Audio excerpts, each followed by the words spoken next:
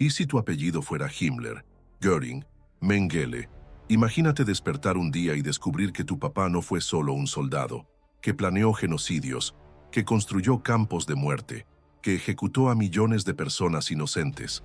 Algunos defendieron a sus papás hasta el final, otros los rechazaron completamente, pero todos crecieron bajo una sombra que no escogieron.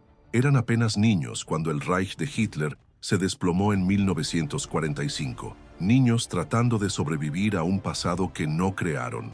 Pero la historia no se olvida de los apellidos, y el mundo no perdona fácilmente. ¿Qué pasa cuando tu papá fue parte de la máquina del genocidio? ¿Qué pasa cuando el mundo entero te echa la culpa por lo que él hizo? Esta es la historia de los hijos que se quedaron atrás cuando el imperio nazi cayó, y el legado embrujado que cargaron por el resto de sus vidas. Si quieres conocer más historias que la escuela no cuenta, suscríbete al canal y activa la campanita. Dale like si crees que es importante preservar estas memorias históricas. Mayo de 1945. Berlín estaba en ruinas. Hitler estaba muerto. Y miles de niños alemanes despertaron descubriendo que sus papás eran considerados monstruos. No eran niños comunes. Eran hijas e hijos de hombres que comandaron campos de concentración, que convirtieron el asesinato en política oficial del Estado. Heinrich Himmler, el arquitecto del Holocausto; Joseph Mengele, el doctor que hacía experimentos en niños; Hermann Göring, comandante de la Fuerza Aérea Nazi; Hans Frank, gobernador brutal de Polonia ocupada; Rudolf Hess, brazo derecho de Hitler, nombres marcados en la historia como símbolos del mal absoluto. Y estos niños cargaban esos apellidos como una marca que nunca se quitaría. Algunos tenían apenas 2 o 3 años, otros eran adolescentes, pero todos descubrieron que heredar un nombre puede ser una condena para toda la vida. La cuestión de la culpa heredada se volvió real. Eran responsables por los crímenes de sus papás. El mundo pensaba que sí. Muchas veces ellos también pensaban eso. Algunos huyeron cuando crecieron, cambiaron de nombre, desaparecieron en ciudades chicas. Otros enfrentaron el pasado de frente, y algunos defendieron a sus papás hasta el último día de vida. Cada elección tuvo un precio alto, porque no existe manual de instrucciones para vivir con un legado de muerte. Culpa heredada. ¿Esto existe? Dime en los comentarios. ¿Tú crees que los hijos deben pagar por los crímenes de los papás? Nicholas Frank era apenas un niño cuando los tanques aliados atravesaron Europa, pero las paredes donde creció no estaban hechas de miedo, eran de mármol polaco robado. Nacido el 9 de marzo de 1939, Nicholas vino al mundo rodeado de lujo construido sobre sangre. Su papá, Hans Frank, era gobernador general de Polonia, ocupada por los nazis. El palacio donde vivían en Cracovia había sido arrancado de sus dueños judíos originales. Nicholas pasó sus primeros años gateando sobre alfombras saqueadas de familias asesinadas. Aprendió a caminar en pisos pagados con sufrimiento. Su mamá, Brigitte Frank, era tan fanática por Hitler como el marido. Le encantaban las fiestas lujosas, el poder absoluto. Creía que los nazis estaban salvando al mundo, y nunca se disculpó por el papel de la familia en la guerra. Incluso después de que Hans Frank fuera ejecutado en Nuremberg en 1946, ella seguía refiriéndose a él como un gran hombre. Eran 5 hijos Frank en total. La mayoría desapareció de la vista pública. Algunos cambiaron de nombre, otros se casaron en silencio, pero rara vez hablaban sobre el papá. Nicholas hizo lo contrario. Conforme creció, no podía vivir con la mentira. Hans Frank firmó ejecuciones masivas, creó leyes que forzaron a judíos al trabajo esclavo, participó en la deportación y asesinato de millones.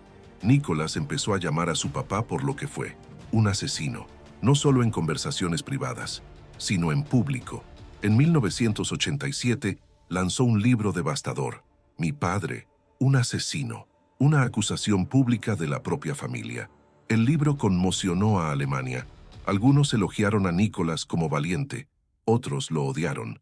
Recibió amenazas de muerte, pero dijo que escribir ese libro era un deber moral. Pasó décadas hablando en escuelas, participando en eventos memoriales del Holocausto, debatiendo con negacionistas cara a cara. Se casó una vez, pero se divorció. Escogió no tener hijos. Dijo que el linaje Frank debería morir con él. Hoy vive modestamente en Hamburgo. No es rico, no es famoso, pero carga el peso de un apellido que gobernó sobre la muerte y se aseguró de que el mundo nunca olvidara. Nicholas escogió destruir el propio linaje para que el mal no se perpetuara. ¿Fue cobardía o valor? ¿Tú harías la misma elección? Comenta ahí tu opinión. Albert Speer Jr. escogió una forma diferente de lidiar con el pasado. No escribió libros denunciando al papá, no dio entrevistas. En vez de eso, dedicó la vida a reconstruir ciudades, ladrillo por ladrillo. Nacido el 29 de julio de 1934, en Berlín, su papá era el arquitecto favorito de Hitler y ministro de armamentos del Reich. Controlaba toda la producción de armas nazi, usando millones de trabajadores esclavos. La familia vivía en Obersalzberg, cerca de la casa de campo de Hitler. Albert Jr. creció viendo al papá conversar con hombres que planeaban genocidio durante el café. Cuando la guerra terminó, su papá fue juzgado en Nuremberg y condenado a 20 años de prisión por usar trabajo forzado. Albert Jr. desarrolló tartamudez severa durante la infancia. Dijo más tarde que vino de la tensión del silencio. Nadie en la familia hablaba sobre la guerra. Cuando se volvió adulto, estudió arquitectura como el papá, pero rechazó el estilo grandioso nazi. Se enfocó en planificación urbana sustentable, parques públicos, barrios habitables, diseño centrado en el ser humano. Trabajó en Frankfurt, Berlín y otros países, siempre en lugares reconstruyéndose después de décadas de destrucción. Pero el nombre de la familia siempre lo siguió. Algunos clientes no sabían quién era, otros sabían y no les importaba. Pero Albert Jr. siempre trataba de mantener secreto. En contratos firmaba simplemente Albert Speer, sin Jr., sin mención a la historia. Dio poquísimas entrevistas. Cuando lo cuestionaban, dejaba claro que no estaba tratando de limpiar la reputación del papá. Trabajé para separar mi nombre del suyo, dijo una vez. No para redimirlo, solo para alejarme. Se casó y tuvo 2 hijos, pero nunca aparecieron en público. La familia vivía de forma extremadamente reservada. Cuando murió en 2017 a los 83 años, su funeral fue privado, sin cámaras, sin encabezados. Solo un final silencioso para quien pasó la vida construyendo algo mejor que aquello en lo que nació. Silencio como forma de resistencia. ¿Será que Albert Jr. fue cobarde por no hablar o sabio por actuar? ¿Qué piensas? ¿Las palabras o las acciones tienen más poder para cambiar el pasado? Wolf Hess tenía apenas 4 años cuando su papá cometió uno de los actos más extraños de la Segunda Guerra. En mayo de 1941, Rudolf Hess voló solo de Alemania a Escocia, tratando de negociar paz con Inglaterra. Fue arrestado inmediatamente y condenado a prisión perpetua. Pasó el resto de la vida encerrado en Spandau, muchas veces el único prisionero en una prisión gigantesca. Wolf Rüdiger Hess nació el 18 de noviembre de 1937. Su mamá, Ilse Hess, era nazi fanática y escritora. Después de la guerra, publicó libros defendiendo al marido. Pintaba a Rudolf como hombre de paz incomprendido por la historia. Esa era la versión que Wolf escuchó toda la vida. Su papá no era criminal nazi, era mártir, un hombre bueno encerrado injustamente. Cuando se volvió adulto, Ilse llevaba a Wolf a visitar al papá en la prisión, visitas que partían el corazón. Rudolf siempre estaba vigilado. Muchas veces Wolf era el único visitante durante meses. Wolf no trató de alejarse del pasado nazi, lo abrazó. En 1969, fundó el Comité para la Liberación de Rudolf Hess. La organización atraía a negacionistas del Holocausto, nacionalistas extremos, exsoldados de la SS. Todos se reunían en torno a la figura de Rudolf Hess. Wolf organizaba mítines públicos, escribía editoriales, imprimía carteles pidiendo liberación del papá. Cuando Rudolf Hess murió en 1987, a los 93 años, la versión oficial fue suicidio. Wolf nunca lo aceptó. Alegó que agentes británicos asesinaron a su papá. Presionó por exhumaciones. Exigió autopsias. Pasó el resto de la vida esparciendo teorías conspirativas. Wolf se casó y tuvo hijos, pero poco se sabe sobre ellos. Algunos se alejaron silenciosamente. Otros permanecieron leales, ayudando entre bastidores. Wolf murió en 2001, aún creyendo que su papá era mártir. Wolf defendió al papá hasta la muerte, negando la realidad. ¿Lealtad familiar o fanatismo ciego? ¿Hasta dónde llega la obligación de defender a la familia? Dímelo en los comentarios. Edda Göring nació en 1938, en lo que solo puede ser descrito como palacio de cuento de hadas. Su propiedad, Karin Hall, tenía zoológico propio, ferrocarril y decenas de empleados. Su mamá, Emmy Sonnemann, era exactriz famosa. Su papá, Hermann Göring, era mariscal del Reich, segundo hombre más poderoso de Alemania nazi. Adolf Hitler era su padrino. Hedda fue tratada como princesa perfecta del régimen. Aparecía en revistas de propaganda como niña aria ideal, siempre vestida de blanco, sonriendo en ceremonias oficiales. Vivía rodeada por obras de arte carísimas. Lo que no sabía era que todo había sido robado.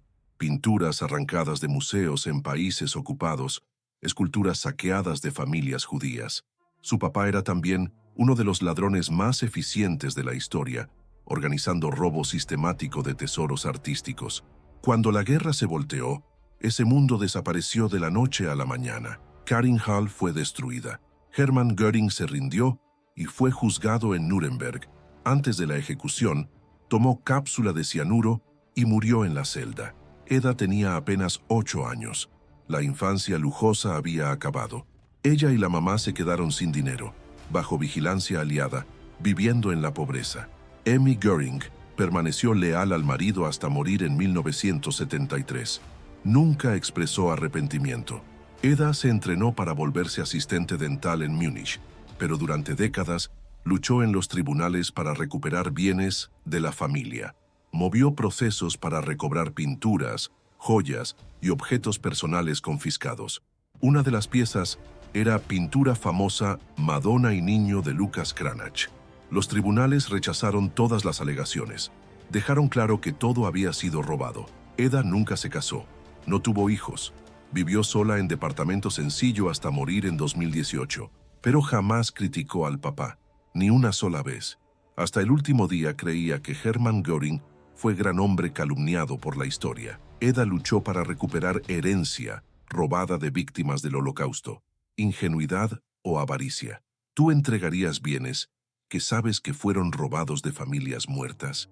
De todas las niñas leales, ninguna se aferró al pasado con más fuerza que aquella que Heinrich Himmler llamaba Puppy.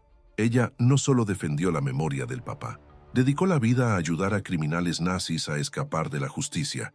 Gudrun nació en Múnich el 8 de agosto de 1929. Su mamá, Margarete Boden, era enfermera que creía profundamente en la causa nazi. Gudrun creció rodeada por hombres de la SS. Frecuentó escuelas nazis especiales. Visitaba la oficina del papá en Berlín, donde él comandaba el aparato de terror más eficiente de la historia. Para ella, Heinrich Himmler era solo papá gentil y cariñoso. El resto del mundo veía al arquitecto del Holocausto. Cuando Himmler fue capturado en 1945 y se mató con cianuro, Gudrun y la mamá fueron arrestadas por los americanos. Durante 2 años, fueron interrogadas como criminales de guerra. En Nuremberg, Gudrun fue solicitada a describir la vida privada del papá. Su mamá lloró. Gudrun mantuvo la voz firme, insistiendo que él jamás hizo las cosas que decían. Después de ser liberadas, desaparecieron en el interior de Alemania. Pero Gudrun no se olvidó del pasado. En los años 1950, se unió silenciosamente a la Stille Hilfe, red clandestina que ayudaba a criminales de guerra a escapar. Proporcionaban documentos falsos, dinero y contactos para que fugitivos desaparecieran en América del Sur. Gudrun trabajó décadas ayudando a algunos de los nazis más buscados del mundo. Klaus Barbie, el carnicero de Lyon, fue uno de ellos. Nunca se casó, no tuvo hijos. Hasta morir en 2018, permaneció absolutamente leal a Heinrich Himmler. Negaba los campos de concentración, llamaba al papá víctima de conspiración internacional. Nunca pidió disculpas por los crímenes de él. Gudrun ayudó a criminales nazis a huir de la justicia hasta morir. Hija leal o cómplice de crímenes. ¿Dónde termina el amor familiar y empieza la complicidad? Comenta tu opinión. Rolf Mengele cargó tal vez el peso más terrible entre todos. Su papá no fue solo burócrata que firmaba papeles. Fue doctor que miraba a niños a los ojos mientras los torturaba hasta la muerte. Rolf creció escuchando mentira, que su papá era doctor respetado, que desapareció después de la guerra. Nacido en marzo de 1944, Sus papás se separaron luego después de la guerra. Joseph huyó de Europa. Irene crió a Rolf sola. En Günzburg, el nombre Mengele tenía prestigio. La familia dirigía empresa de máquinas agrícolas. Nadie hacía preguntas sobre la guerra. Cuando Rolf entró a la preparatoria, empezó a escuchar susurros perturbadores. Rumores de que el papá no desapareció como héroe, sino como criminal buscado. Cuando descubrió la verdad completa, lo devastó. Joseph Mengele era el ángel de la muerte de Auschwitz. Se quedaba en la rampa decidiendo quién iba a las cámaras de gas. Era obsesivo con gemelos, realizando experimentos brutales. Inyectaba sustancias en los ojos de niños. Amputaba miembros sin anestesia. Removía órganos de niños vivos. Muchos morían en su mesa gritando de dolor. Después de la guerra, Joseph huyó a Argentina usando pasaporte falso de la Cruz Roja. Cuando cazadores de nazis se acercaron, huyó a Brasil. Durante años, cartas misteriosas llegaban a la casa de Rolf. En 1977, a los 33 años, Rolf viajó secretamente a São Paulo y se encontró con el papá. El encuentro fue traumático. Joseph no demostró arrepentimiento. Justificó todo lo que hizo. Dijo que servía a la ciencia y a la patria. Rolf se perturbó, pero no entregó al papá a las autoridades. Dijo que no era su papel llevarlo a la justicia. Después del viaje, Rolf se alejó de la vida pública. Dejó de usar el apellido Mengele profesionalmente. Se volvió abogado discreto. Se casó y tuvo hijos, pero en completo sigilo. La familia vive en el anonimato hasta hoy. Cuando los restos de Joseph fueron descubiertos en 1985, fue Rolf quien cooperó silenciosamente con autoridades alemanas, proporcionando material para pruebas de ADN. Rolf encontró al papá y no lo entregó a la justicia. Si fuera tu papá, ¿sí tú harías la misma elección? ¿La sangre es más fuerte que la justicia? Dime en los comentarios qué harías. Martin Bormann Jr. creció donde Adolf Hitler era simplemente tío Adolf. Nacido en abril de 1930, su papá era secretario particular de Hitler y uno de los hombres más poderosos de Alemania nazi. Los niños Bormann fueron criados en Obersalzberg, donde Hitler tenía casa de campo. Para Martin Jr., Hitler era tío cariñoso que jugaba con los niños. Cuando la guerra acabó, Martin Bormann Sr. desapareció durante la batalla de Berlín. Solo en 1972, su esqueleto fue encontrado por obreros en Berlín. Martin Jr. fue puesto en internado católico después de la guerra. Las monjas tenían órdenes de hacerlo olvidar el pasado nazi. Él se convirtió sinceramente al catolicismo y se volvió padre. En los años 1960, fue enviado como misionero al Congo. Pasó años viviendo en condiciones difíciles, enseñando a niños pobres. Cuando regresó a Europa, trabajó discretamente en escuelas católicas en Austria. Evitaba publicidad. Vivía como padre común, pero en 2011 surgieron acusaciones perturbadoras. Exalumnos lo acusaron de abuso sexual y golpizas violentas. Martin Jr. ya sufría demencia y no podía defenderse. La iglesia investigó y pagó compensación a las víctimas. Fue escándalo silencioso, sin grandes encabezados. Martin Jr. murió en casa de reposo, sin nunca recuperar la lucidez. No tuvo hijos. Cuando murió, la iglesia organizó funeral discreto. Se volvió padre para redimirse, pero acabó acusado de abusos. ¿Será que algunos destinos son inevitables? ¿Crees que la maldad puede ser heredada genéticamente? Katrin Goebbels nunca debería haber existido. Nació de caso extramarital que casi destruyó la cúpula nazi. Su papá era Joseph Goebbels. Su mamá, Lida Baarova, actriz checa famosa. La relación empezó en 1936. Cuando Hitler descubrió en 1938, se puso furioso. Dio ultimátum. O Goebbels terminaba con Baarova o perdería todos los cargos. Goebbels escogió el poder. Terminó la relación y expulsó a Baarova de Alemania. Ella regresó embarazada a Checoslovaquia. Katrin nació en 1939 en completo sigilo. No hubo anuncio, ningún reconocimiento de la familia Goebbels. Para el mundo, ella no existía. Creció en Checoslovaquia durante la guerra. Después de la guerra, Baarova fue arrestada por colaboración. Katrin se quedó con parientes. Era niña que cargaba ADN de uno de los hombres más odiados de Europa, pero no podía contarle a nadie. Vivían como fugitivas. La verdad solo fue revelada cuando Katrin era adulta.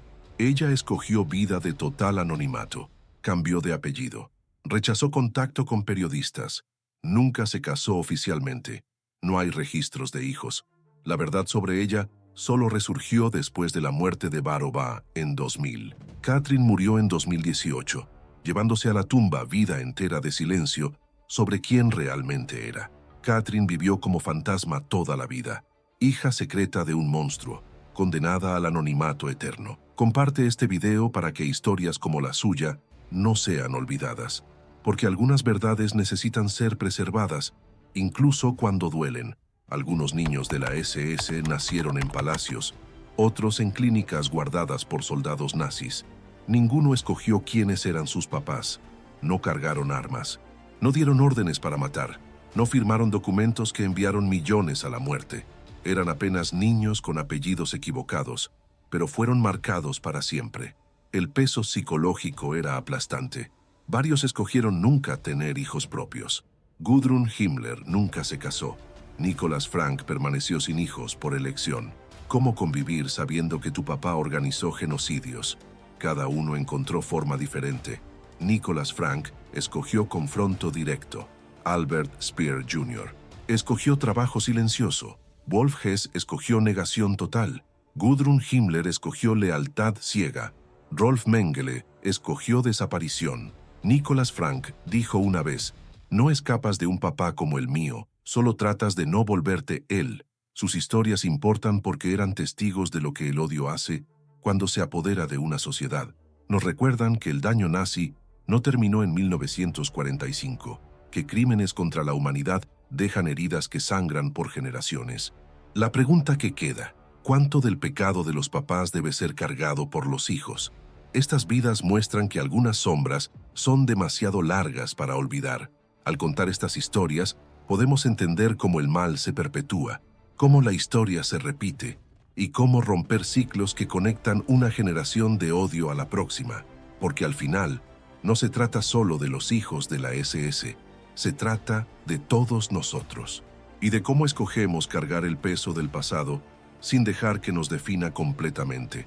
Estos niños cargaron la culpa de los papás por toda la vida, pero ¿y aquellos que realmente cometieron los crímenes?